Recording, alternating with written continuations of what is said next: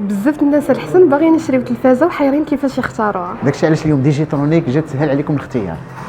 دابا شنو هي اول حاجه خصنا نردوا ليها البال؟ اول حاجه خصكم تعرفوها هو الحجم ديال التلفازه اللي غتشريو.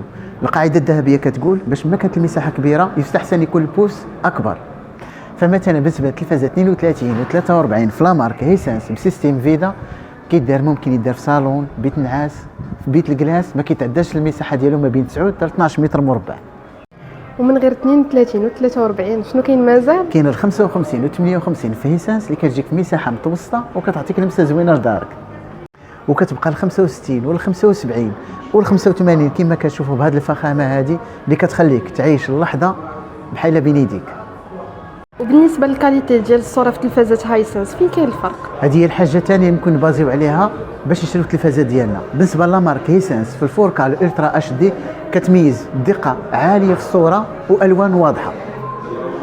وكاينه تقنيه الكيوليد كما كنشوفها في ال 75 اللي فيها الصوره يا سلام للناس العشاقه والذواقه. وكاينه الميني ليد في 100 بوس، هذه جوده من نوع اخر، هذه ترجع لك الصالون ديالك سينما. ونزيدك ثالث حاجه شوفوا لي على الهوم ديال التلفازه ايسنس كيفاش عامره بلي زابليكاسيون نتفليكس يوتيوب، وكاين عاوتاني ان بي اي، كاينه انغامي، وزيد كونيكتيها مع لي زاباراي سون فيل كيما بغيتي. صافي هادشي اللي كاين الحسن. اخر حاجه نزيد نضيفها لك مازال هي اهم حاجه هي الكارونتي اللي كتشري بها راحتك وراحه بالك، وديجيترونيك اللي كتوفرها لك في لامارك ديال هيسنس.